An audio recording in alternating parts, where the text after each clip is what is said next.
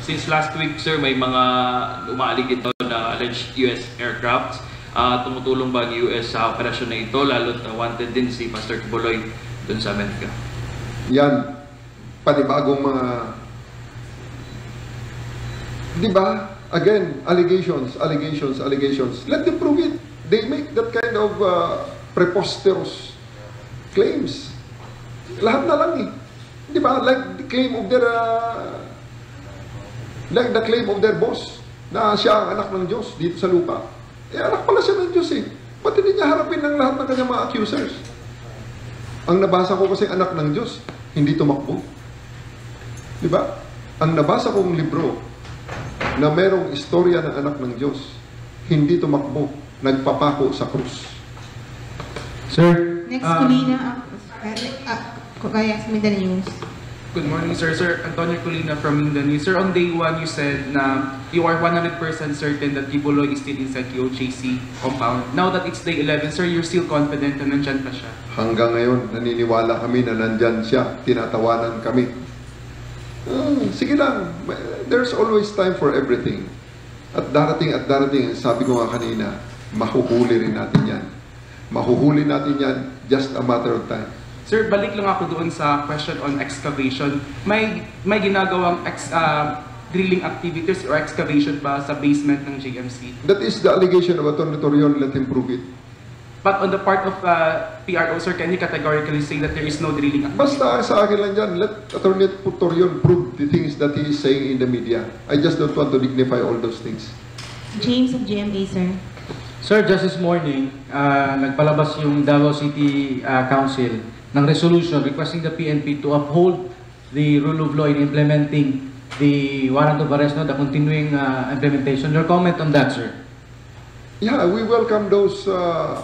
We welcome this resolution of the Davao City Council because lahat tayo ang gusto natin is uphold the rule of law.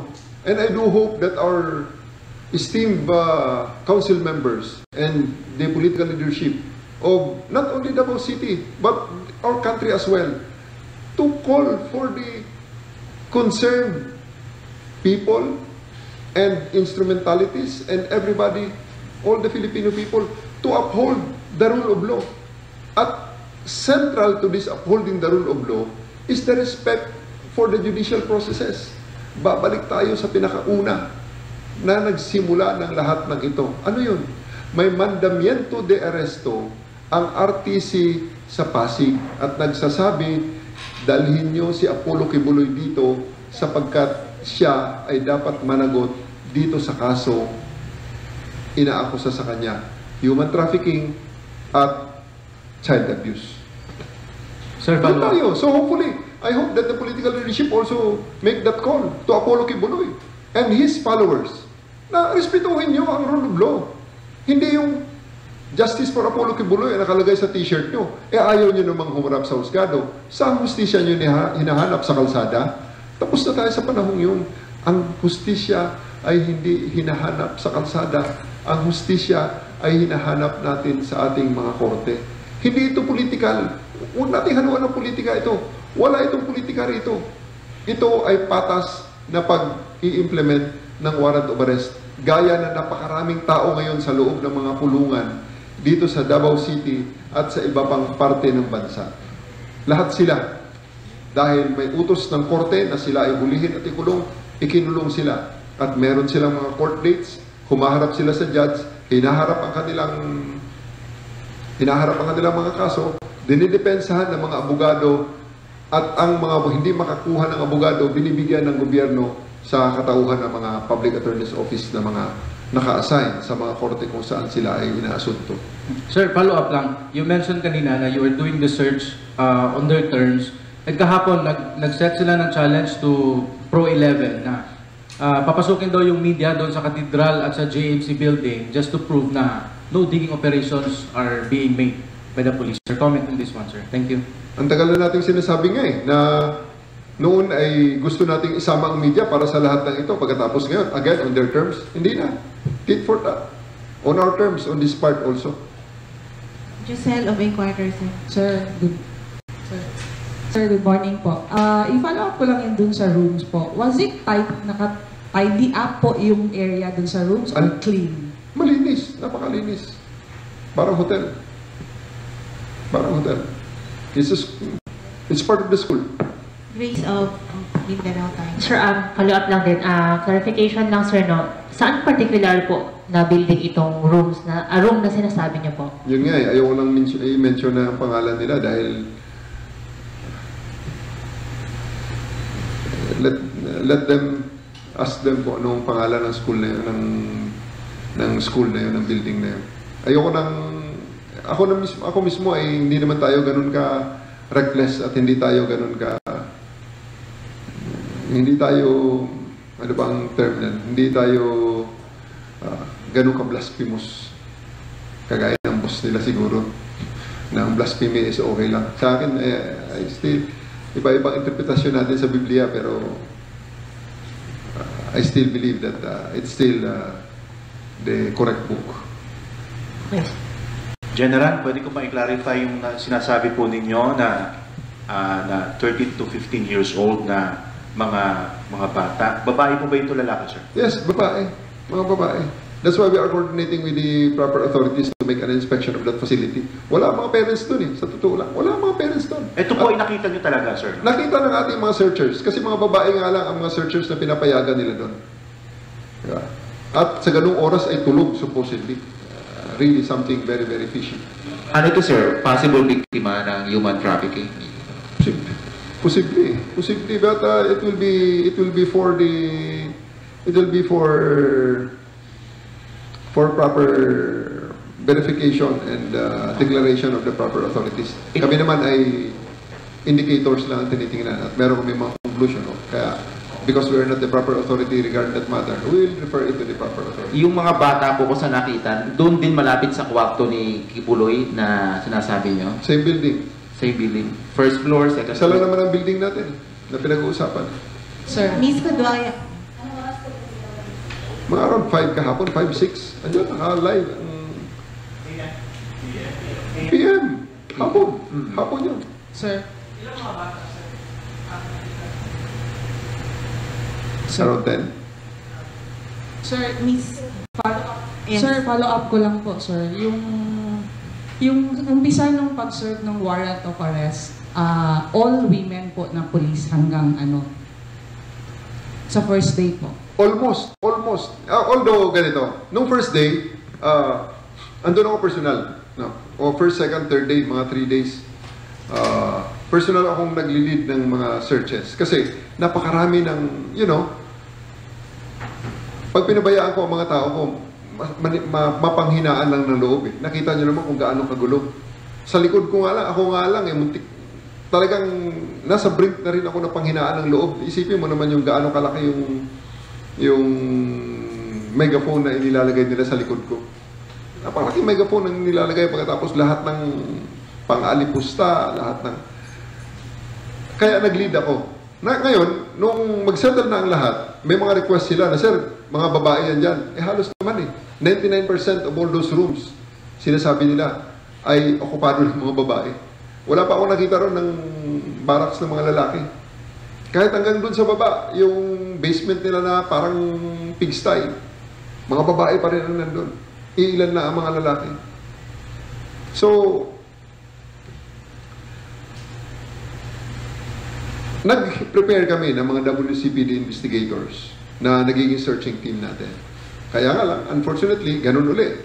Hindi na ako nang sumali kahapon at babalikan ko yan. Ako personal na maglilid yan. Pangako ko sa kanila yan. Babalikan ko yan dahil hindi ako satisfied sa search na ginawa. Sa 16 na nandun ng mga pulis, ang pinapasok na nila ay 5 sa isang wing. So, 10 lahat. So, 10, yun natin sa 2. Which I believe is not sufficient para sa tamang paghahanap ng mga hinahanap dito sa operation na ito. Miss Kaduaya of Newsline, sir. Sir, clarify ko lang. Yung sinasabi ba na basement, interconnected?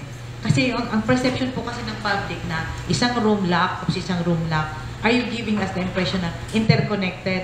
Sa loob ng isang room, pwede kang mag-traverse sa isang room? Exactly. So interconnected po? Yes. Kaya nahihirapan kayo? Hirap na hirap talaga kami, ma'am. Hirap na hirap kami. Sa totoo lang, hirap na hirap kami. This facility is really for something really na, you know, for the pleasure of a single person o ilang tao. Kumbaga, this is a facility na talagang out of the ordinary. Okay? Hindi siya, extraordinary siya. Extraordinary. Third question. Yes. You are taking full responsibility over the operation. Yes, I do. Why do you only declare this now? Hindi naman kailang i-declare pa right at the very start, nire-reiterate ko lang. I am reiterating what is the fact in the very beginning that I take all responsibility for all this action. Sir, ano po ba yung nangyayari? Day 11 na kayo. What happened since day 1 po? Nakita nyo naman siguro ang pinakamagandang documentation dyan, yung mismong SMNI Live. Pati ang mga propaganda nila, tingnan nyo. Makikita nyo, until kahapon, meron tayong pinasok na isang building sapagkat meron tayong nakita na information na na-receive na may kwarto si Apollo Kibuloy doon na pwede niyang pagtaguan. Positive, nandun ang kwarto, wala lang ang tao. Kwarto na napakaganda, base sa mga gamit na nandun, ay kwarto ng isang lalaki na tumutugma sa pangangatawan at size ng mga sapatos at mga gamit ni Apollo Kibuloy na napaliligiran ng iba pang mga maliliit na kwarto ng mga babae naman, base naman sa mga nakita nating mga gamit. So, wala nga rin naman ang mga babae. At meron tayong nakita ron na isang seksyon na ngayon ay ating namang ikino-coordinate sa ating tamang ahensya. May mga minor tayong nakita. Alas 6 kahapon, umiikot tayo. Ang sabi ng mga tao doon, tulog. Na hindi naman kapanipaniwala. Bago kami nakapasok doon, mga 30 minutes na kaming inantala nitong mga taga-KOJC. Bago kami makapasok, may dala akong 60 na mga babae na mga magsisearch. Kasi yun ang kanilang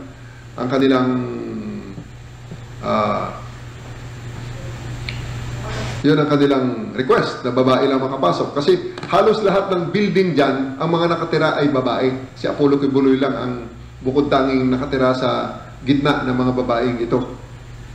Totoo yan.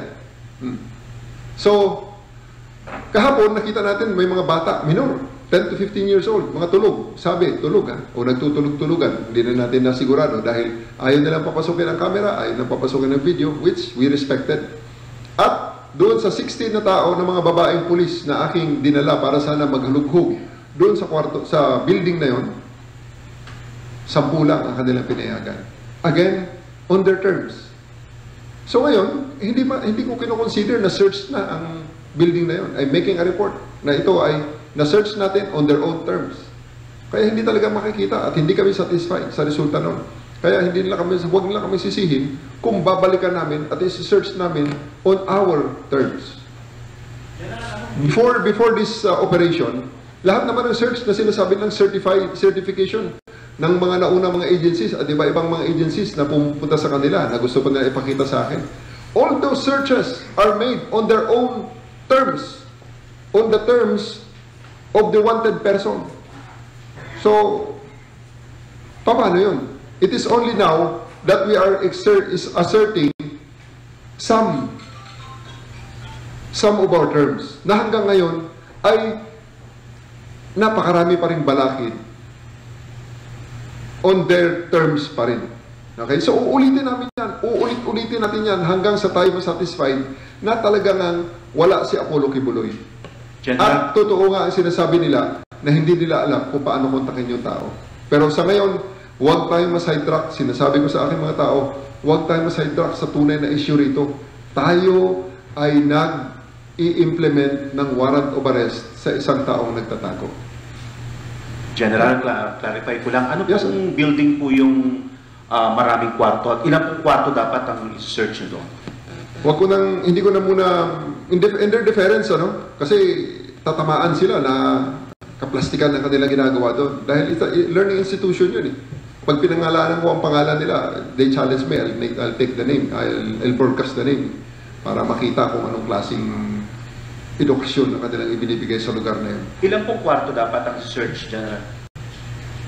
Napakarami, hindi nga namin dahil 10 lang ang pinapasok nila, hindi namin matapos-tapos ang pagbibilang, ang pagdo-document, may harassment pa ng kanilang mga cameraman, may harassment pa ng kanilang mga abogado. So, we really gotta concentrate on our jobs. Sa inyo pong tingin doon sa kwartong sinasabi po ninyo na mukhang kay Pastor Kibuloy, mukha ba siyang ngayon lang iniwan?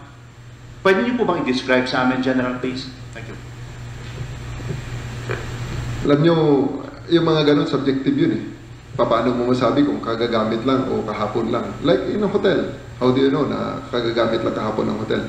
I really cannot give you a definitive answer regarding that matter.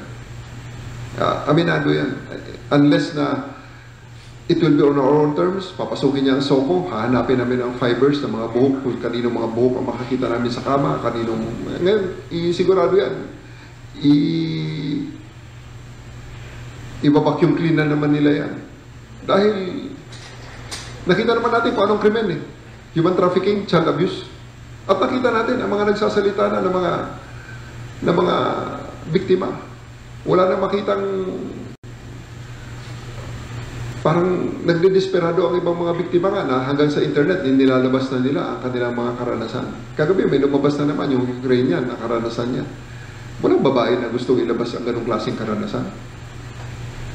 Sino ba naman ang magiging proud na gano'n ang ginawa sa'yo ni Apollo Kibuloy?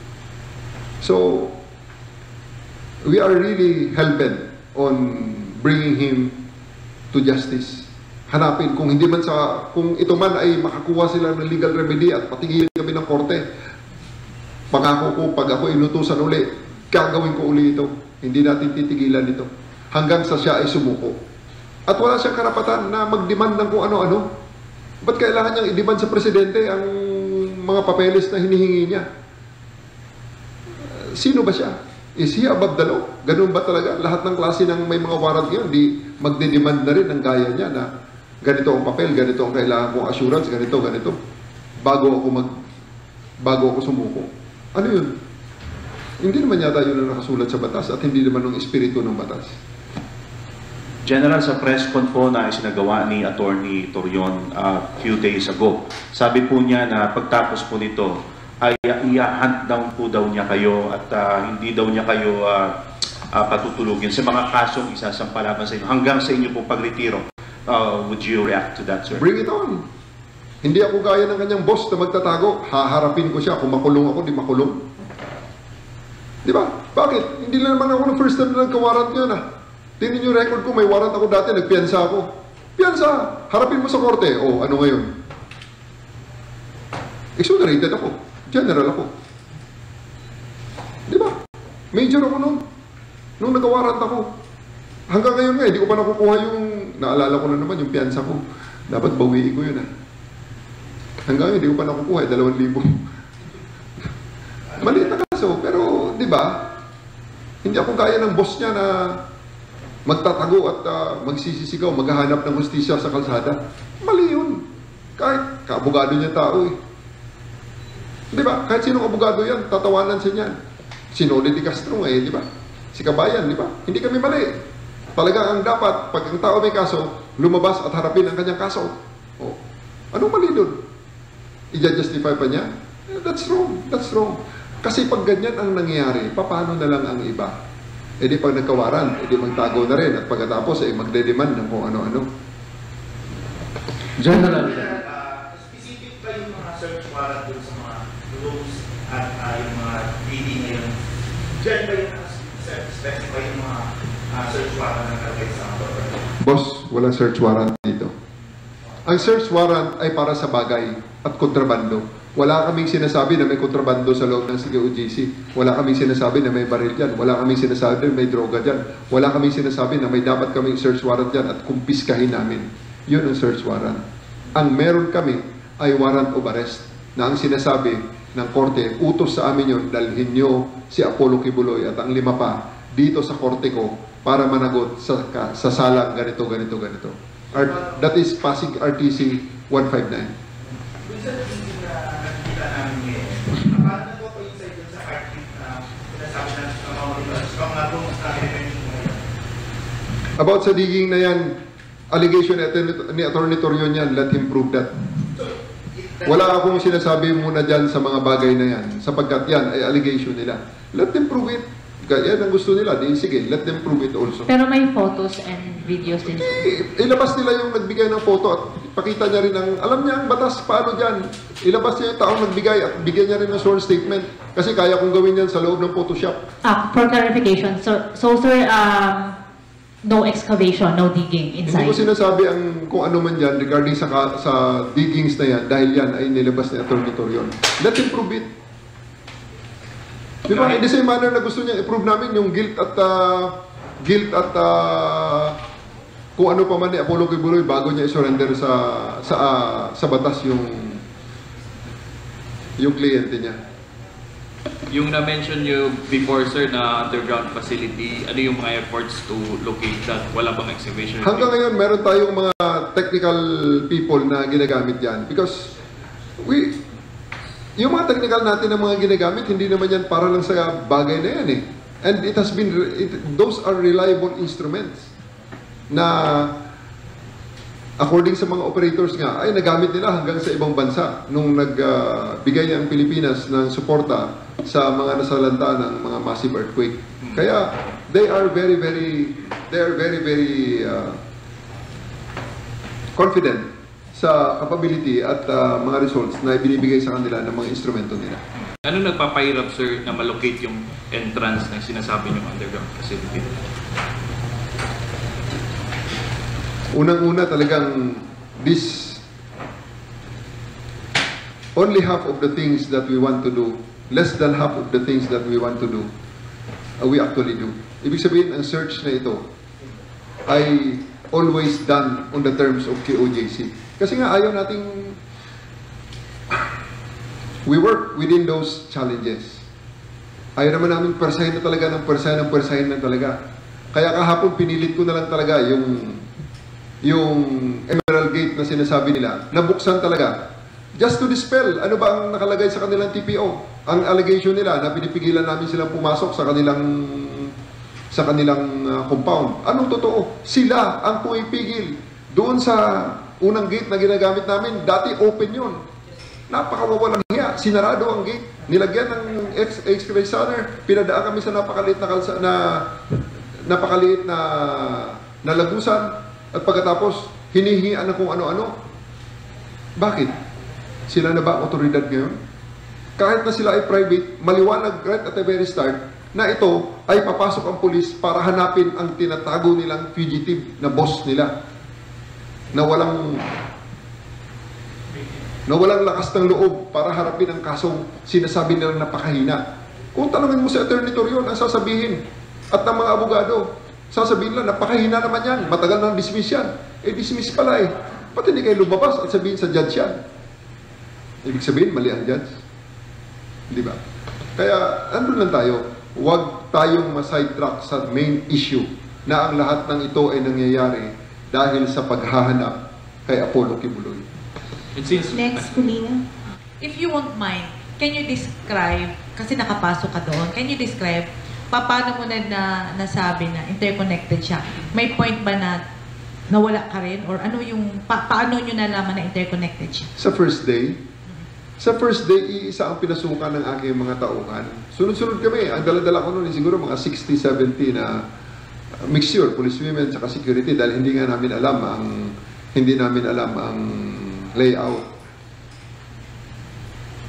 Nung ending, after 1 hour, ako ay lumabas sa pinakagitna. May mga tao ako na lumabas sa kabilang side. May mga tao sa kabilang side. Nagkawala-wala kami. Dahil siyempre, medyo mahaba nga naman ang aming grupo dahil ang pasilyo doon sa likod ng laundry ay isang tao lang. May pasilyo sa likod eh. Sa laundry.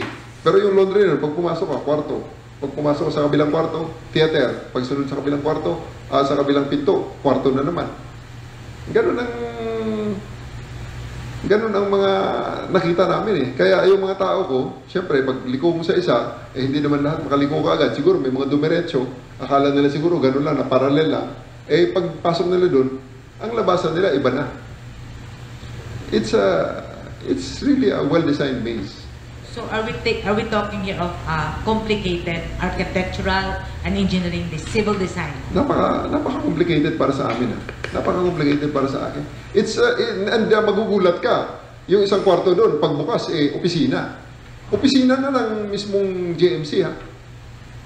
Record section nila. Pero pagbukas doon, kwarto ng isang pastoral. Tapos doon sa record section na yun, pag liko mo ulit, malapit na sa boardroom ng mga presidente, ng kanilang board of advisors, andun na sa mga boardroom. So essentially, it's not the spirit of the law.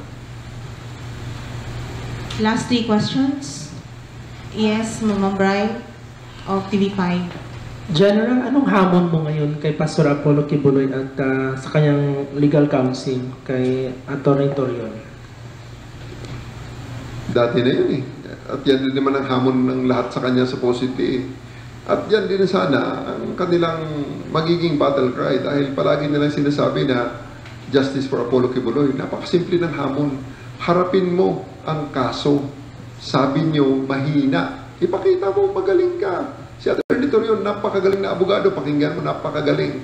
Pero bakit takot kayo sa mahinang kaso na sinabi nyo? Dismiss naman ng Davao yan. Dismiss na ng kasong to. Wala namang nangyayari. Ayun naman pala eh. Harapin nyo. Baka isang hearing nga lang yan. Tapos na kaagad yan kung ganun kahina ang kaso at ganun kayo kagaling. General, you said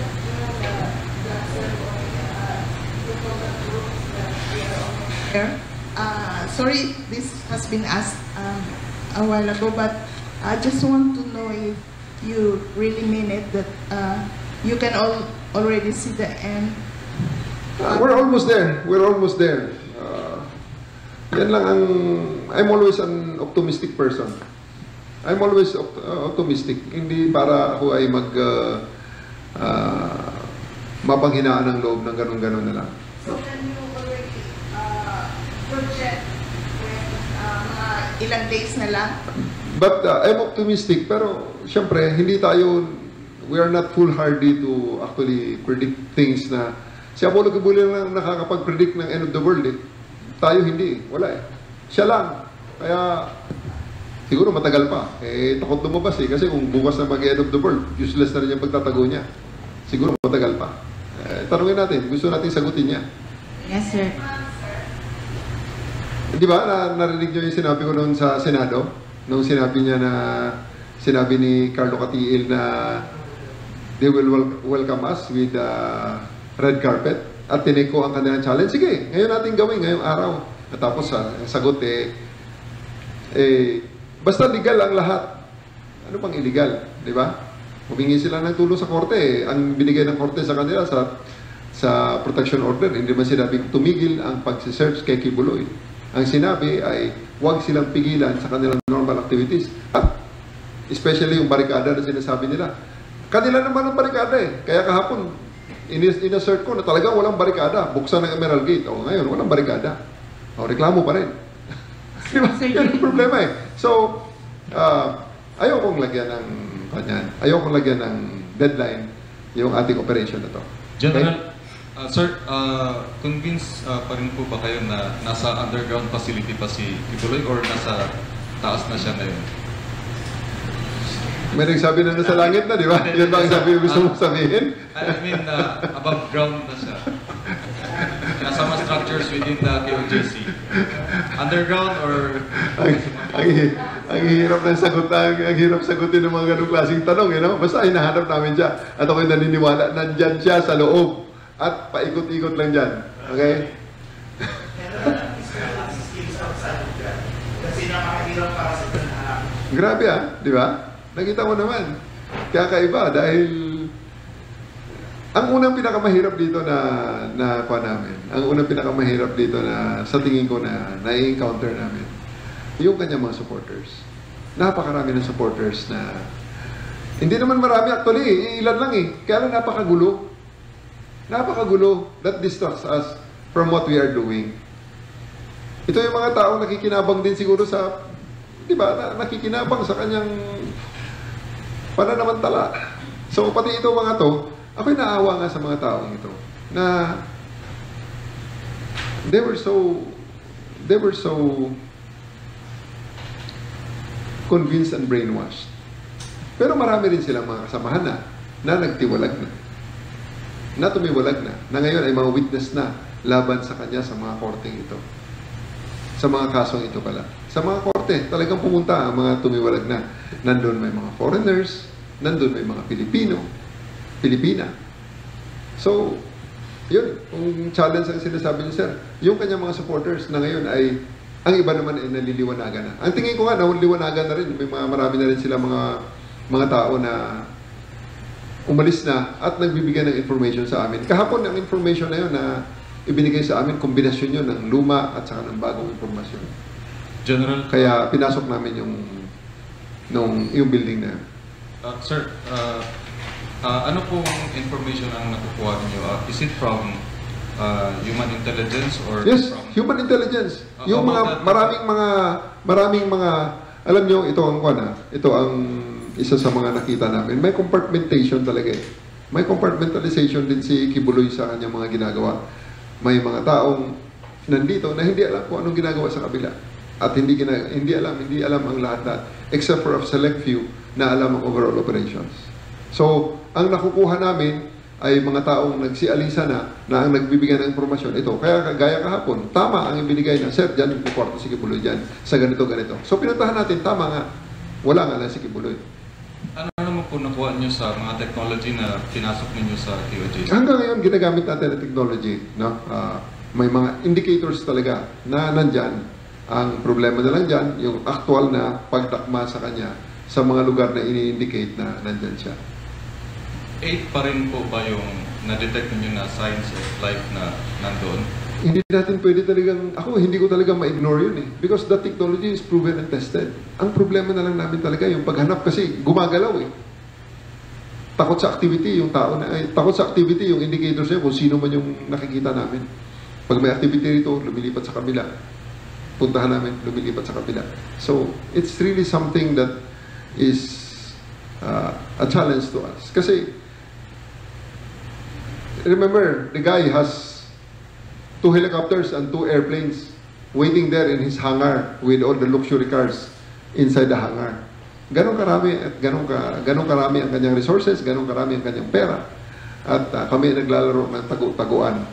At siya ang aming hinahanap at siya ay pinoprotektahan ng kanyang mga tao na kontrolado nila ng CCTV sa buong area. Hindi namin pinapakialaman ng CCTV. Kasi kung foul lang, hindi pinashutdown na sana lahat ng CCTV para hindi nila kami monitor. Andiyan ang CCTV nila. Buhay. Gumagana. Mga cellphones ng mga tao niya. Lahat. Gumagana. Hindi sana pinakumpiska ko na yan. Kung talagang hardball na trabahuan. Hardball talaga na trabahuan yan. Dapat lahat na sumasama dyan. Walang cellphone para walang makapag-tip sa kanya kung saan man siya magtago.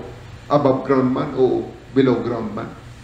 So, but we are not doing that. Because, at the end of the day, sa aming trabaho lang ito. Mahirap man. May paraang mahirap, may paraang madali. Dito tayo sa paraang tama. Yung may respeto pa rin sa kanila, kahit na sila, hindi nila kami nire-respeto. Sir, if ever mag-conduct ng hearing dito sa Davao yung Senate on the alleged abuses ng PNP in enforcing the warrant of arrest, ano po din yung mga evidence ninyo na meron po mga abuses sa part po ng ginawa sa part ng PNP?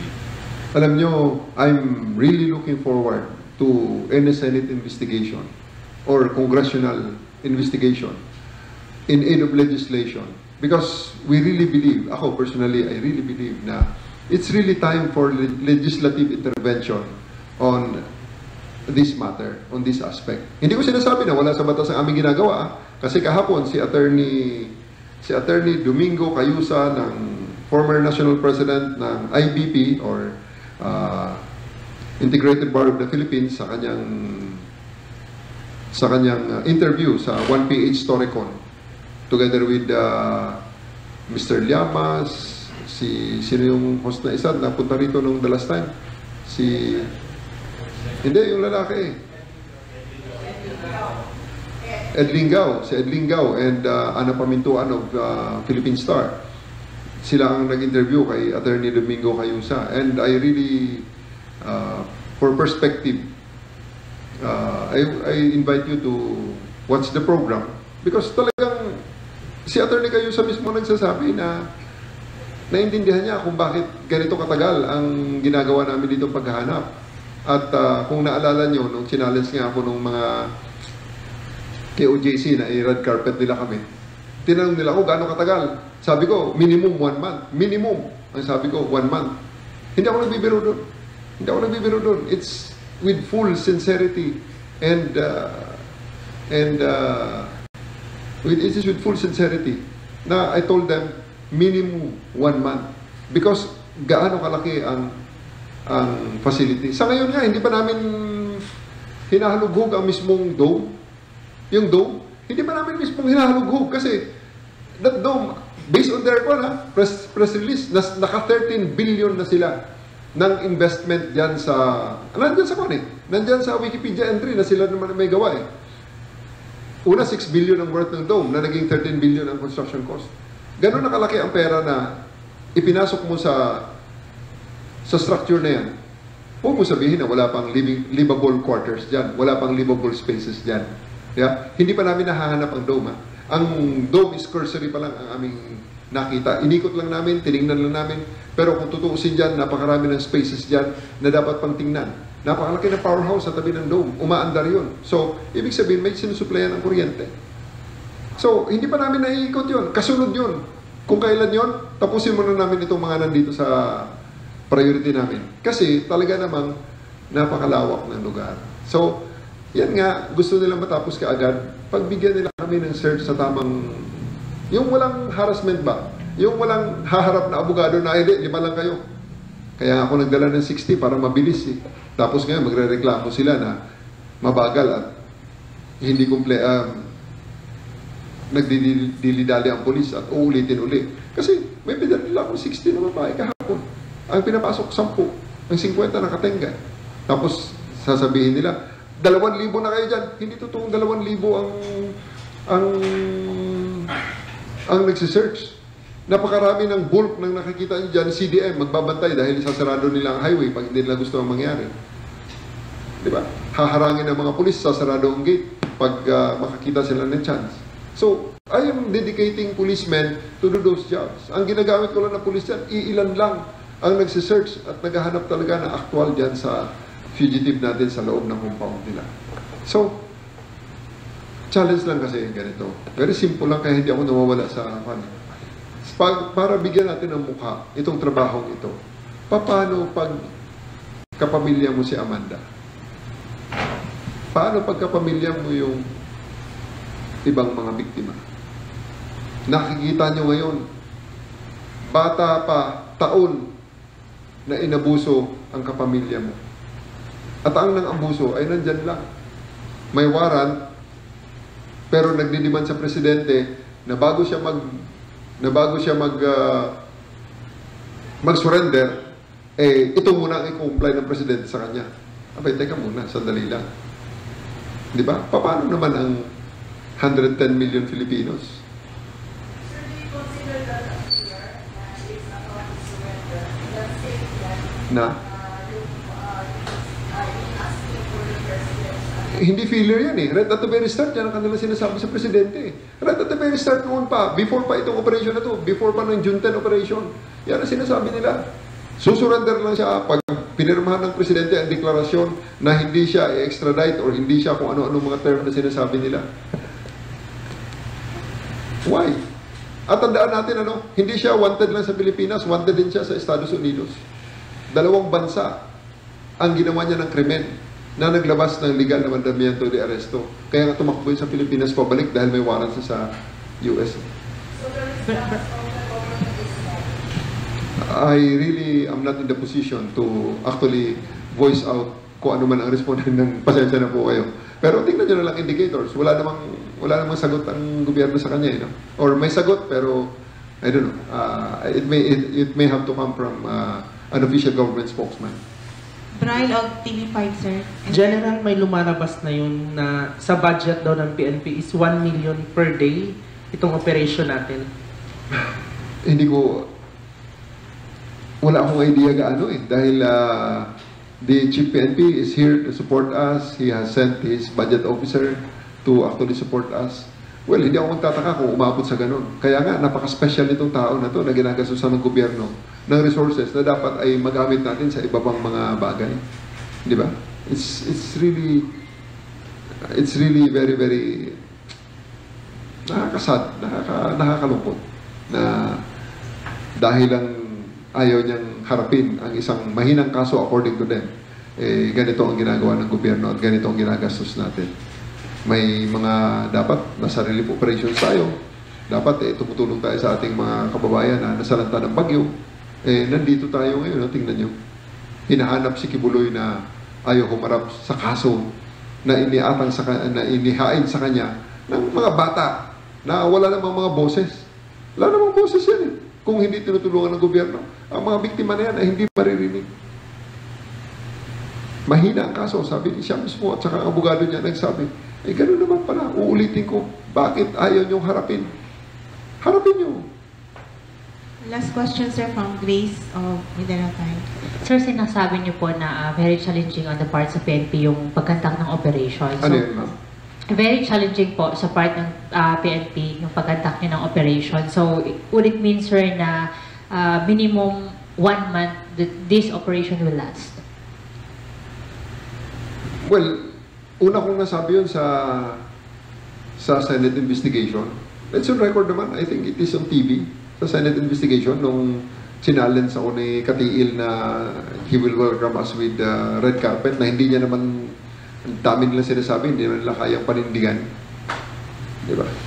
So, tinanong ako kung gaano katagal. Sabi ko mga 1 buwan, minimum. Pero, hindi pa yan sigurado. Kasi nga, at the end of the day, we can even fail after a year with this kind of resistance that they have. We can even fail. At the end of the day, every single day that passes, that we don't apprehend Apollo Kibuloy, is another day of injustice, is another day of travesty of the processes, is another day na hindi natin na-implement ang inuutos ng korte, which is very sad. That's why, persistent kami, tuloy-tuloy ang ating trabaho, hindi natin titigilan hanggang sa nahuli natin itong taong ito.